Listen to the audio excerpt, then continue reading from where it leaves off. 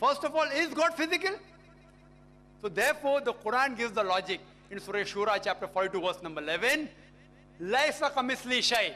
There is nothing unto him. Nothing like whatever unto him. So if you give physical natures to God, that's the reason you worship the idols. So I'm telling you, the moment you worship the sun, do you mean to say God is only there, nowhere else? Or even if I agree with you, okay, you say God is everywhere, sake of argument, I agree with you. But then you're worshipping only small part of God. The tree, very small in the full universe, speck. That means, indirectly, you are saying God is so small. Only in the tree. Only in the snake. So therefore, if you have to worship, worship the true God Almighty. Even though His knowledge is present everywhere. He is present everywhere, not in the physical form. Hope that answers the question. Assalamu alaikum, Dr. Brother Zakir Naik. My question is regarding the form of Allah. Surah number 39, Zumar, verse 67. The translation says that, and on the day of resurrection, the whole of the earth will be grasped by His hand, and the heavens will be rolled up in His right hand. There is also an hadith in support of this, Sahih al-Bukhari, volume 6, hadith number 336. Can we just imagine some form of Allah? The sister asked a question that in Surah Al-Zumur it says, she's correct, Quran does say that on the day of judgment, resurrection, Allah subhanahu wa ta'ala will hold all the creation, and various verses in the Quran, etc. But if you heard my talk, sister, I gave you the key word. The key to this concept is Surah Ash-Shura, chapter 42, verse number 11, which says, Laisa kamislihi shay. There is nothing whatever like Him. So if Quran says Allah has hands, people ask me that the Quran says Allah holds the sky. What do you mean He holds like that? If I say I am holding my family together, do you mean to the 24 hours I am with my wife and my child? I'm not holding my wife and child always, yet I'm holding them, but I'm not holding them like that. These are words used. And whenever, as I said, if Quran says Allah sees and hears, that means Allah is here like us. He hears. How He hears? Allahu alam. Allah knows. He has a hand, but not like yours and mine. 5 fingers. With nail and with this. Not like that. He has a hand, yes, He has a hand. How He has a hand? وَلَمْ يَكُنْ لَهُ كُفُوًا أَحَدٌ. There is nothing like Him. How will He do it? Allahu alam. He will do it for sure. Quran says He holds it in the right hand, He will hold it in the right hand. How He will hold it? With 5 fingers or 6 fingers?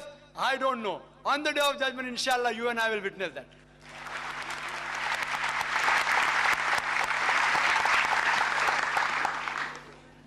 The next question from the slip. Assalamu alaikum, Brother Zakir. As Muslims, we believe that Allah subhanahu wa ta'ala is Noor. We cannot attribute any form or gender to Him. Why then, when we speak of Almighty God, or as written in the Holy Quran, Allah is always referred to as He? A sister.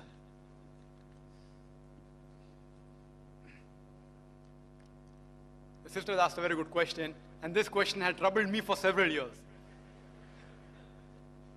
And she asked the question, Allah is Noor, He has got no form, no gender.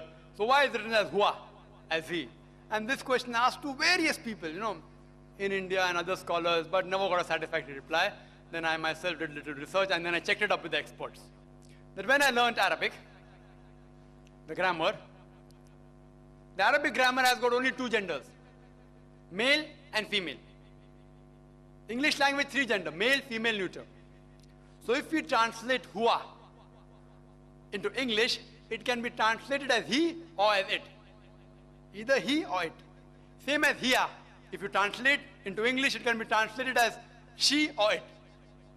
That's Arabic language, 2 genders. English language, 3 genders.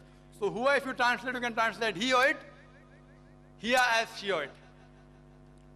So Hua, in English if you say, Allah subhanahu wa ta'ala is beyond any gender. So why have used he? Some people may say that if Hua means he and it, and Hiya means she and it, both means it. So why did Allah use Hua and not Hiya? Because Quran says, Qul huwallahu ahad. Say He is Allah one and only. When I learned in grammar, in Arabic grammar, I was told that in the Arabic grammar, there are certain rules and criteria for feminine gender. Feminine gender. First, if it is feminine in nature, like mother, ummun, it becomes a feminine gender. Second rule, if it ends with ta, it is feminine gender. Like mirwahatun, fan, ending with ta, it becomes feminine gender. Allah subhanahu wa ta'ala is not a female, so it can't be feminine. It is not ending with ta. Is it ending with ta? No. So can't be feminine. Third is, it should end with bala alif, then becomes feminine. Allah doesn't end with bala alif, so it can't become feminine. And another one is that pairs of the body, twos, like eyes, ainun, feminine, yadun, hands, feminine. Allah is Qul huwallahu ahad, says Allah one and only. It's not pair. So therefore, in defection, in default, since it can't be used as hiya it, that she it, Allah uses huwa it. Otherwise, Allah subhanahu wa ta'ala has got no gender at all. Assalamu alaikum, brother. Brother, my name is Ali Hussain. Now, in your talk, you have mentioned that, and even in your earlier talks which I have heard, you have mentioned that Jesus in Bible is nowhere claiming divinity. Now, I had gone through a booklet which was propagating Christianity and implying that all the sufferings are healed by Jesus, peace be upon him. And it gave the reference that Jesus is saying, I am the Lord who heals you. And the reference was from Exodus chapter number 15, verse number 26.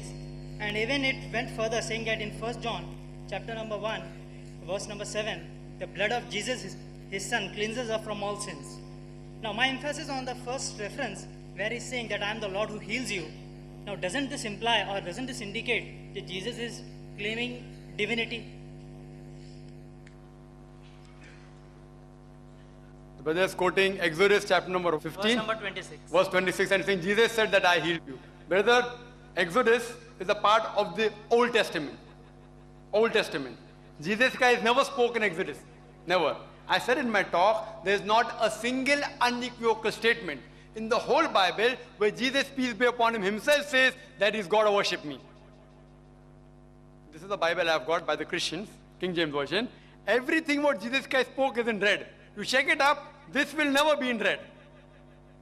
It is not the words of Jesus, it is word of somebody else. And even if I agree with you, for sake of argument, that Jesus did say that he heals, and the Quran does agree with that, and I said in my talk, we believe that he gave life to the dead with God's permission. He healed those born and blind with God's permission. So I've got no objection in agreeing that Jesus Christ, peace be upon him, did heal the people. It's our faith, even we believe in it. But whatever he did, as the Bible says in the Gospel of Matthew, chapter number 12, verse number 28, he cast out devil by the Spirit of God. Gospel of Luke, chapter number 11, verse number 20, with the finger of God he cast out devils. He did everything which bore witness of the Father. So I've got no objection in agreeing that Jesus did do miracle. But regarding Exodus, it's not the word of Jesus Christ, peace be upon him. Even if it is, I've got no objection. Because whatever miracles he did, Jesus Christ, peace be upon him, said that this is done by Allah subhanahu wa ta'ala. And again, Jesus Christ, peace be upon him, said in the Gospel of Matthew, chapter number 24, verse number 24, for there shall arise many false Christ and false prophets. And if it were possible, they shall deceive the very elect. Miracle is not the test. Jesus Christ, peace be upon him, said, it's mentioned in the Gospel of Matthew, chapter number 11, verse number 11, of those that are born of a woman, the greatest person is John the Baptist. Those that are born of a woman, the greatest person is John the Baptist. That means he was greater even than Jesus, peace be upon him, because Jesus was born to Mother Mary. So amongst all born of a woman, the greatest is John the Baptist according to Jesus, peace be upon him. Which miracle did he do? Not a single. Therefore, miracle is not the criteria to make him God. Hope that answers the question.